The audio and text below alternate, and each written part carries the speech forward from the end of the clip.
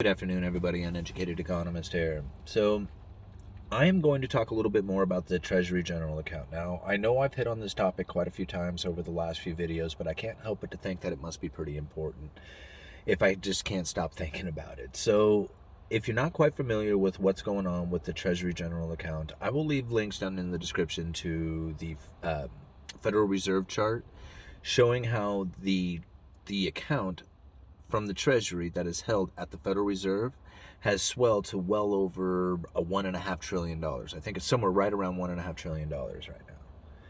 Now, this account normally sits at around 200, 300, maybe $500 billion.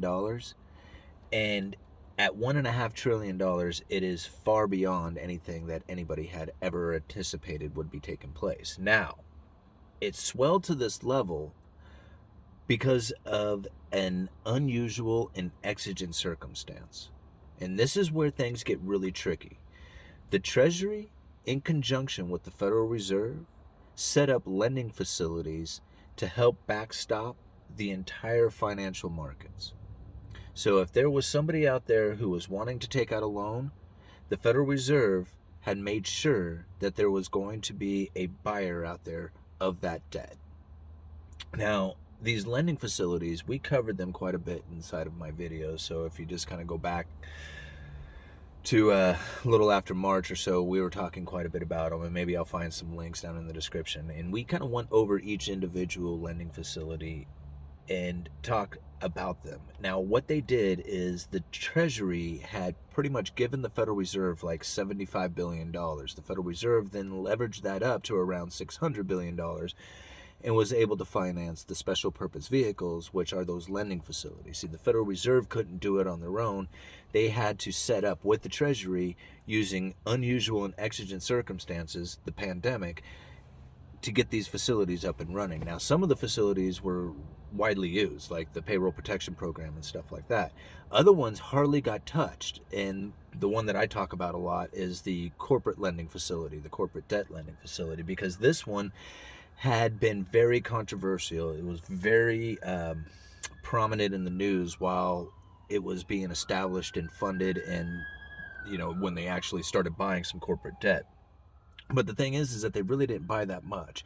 It was more about the idea of the whole thing taking place that really got the markets going. Holy moly, the Federal Reserve is going to be buying up this corporate debt, and they tried to front run the Fed. So they really did the work that the Federal Reserve said that they were going to do with the lending facility. The market took care of business for them. I thought it was very unusual how that went down, but I called it a credible threat, and that the whole thing was nothing more than a credible threat at the time. However, Steve Mnuchin then said after a while, because these lending facilities, they were never meant to last. They were unusual and exigent circumstances. So they had expirations on them, but they kept extending them. Every few months or 6 months or so, 3 months, they would just keep extending these things out. And Steve Mnuchin finally said, you know what, the Federal Reserve, you guys are not using some of these lending facilities. Let's shut some of those things down. We want the money. And the Federal Reserve actually tried to say, no, you don't want to do this. We need these things up and running. People were kind of through the political made it a political issue, saying that Trump was just trying to harm the incoming administration and whatnot. That's what was kind of the idea that was thrown around there. So what ended up happening was that money was given back to the Treasury, and it went to that General Treasury Account. Now that money sits at the General Treasury Account.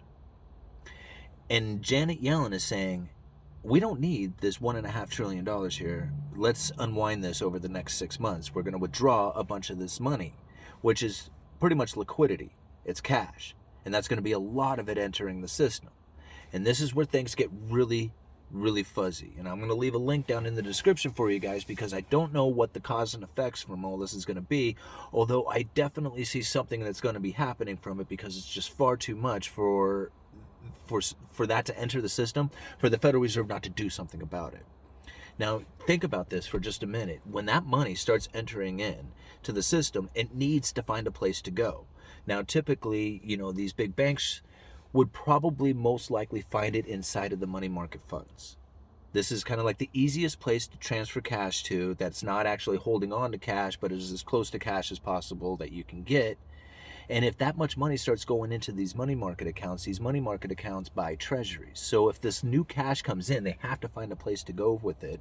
They don't know where to go with it because these short-term interest rates or the short-term yield on the treasuries is dropping very rapidly. And if they buy any more of them, they could go negative, and then they would have to just stop taking money altogether. This is going to be very problematic.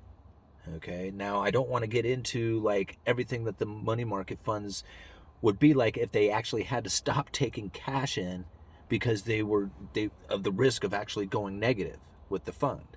Now, I have read many articles coming up into this time about how money market fund managers are very disappointed, in trying to deal with them or try to manage these funds, because ultimately they're not making any money with it. So a lot of them are just shutting down in general. So I can't imagine that if it gets even more burdensome on them that they would discontinue to operate. Now, if you think back to the 2008 financial crisis, it was the money markets that were freezing up that caused the financial crisis or caused the big panic to take place. But it started there at the money market accounts, but it was a drawdown that was taking place. People were pulling their money out. This would be almost the opposite. It would be too much money going in, if you can believe that. Now, at least this is what I'm getting from it. And if you guys disagree with it, I would love to hear your opinion down in the description. But that's kind of the way how I see it. So the Federal Reserve has to do something. They would be like, okay, so what's going on here is that there is too much liquidity in the system, meaning that we have to not have our asset purchases going on. Meaning that they would have to temporarily pause the quantitative easing programs while the Treasury unloads or withdraws all that liquidity out of the account and into the system. If they do that, that could trigger market perception to say, holy crap, the Federal Reserve is changing their stance. They're now going into monetary tightening because they ended the QE, and they're not really doing that because the Treasury is actually injecting the liquidity, and they're just trying to keep the liquidity from becoming too rampant out there, drawing into the negative territory.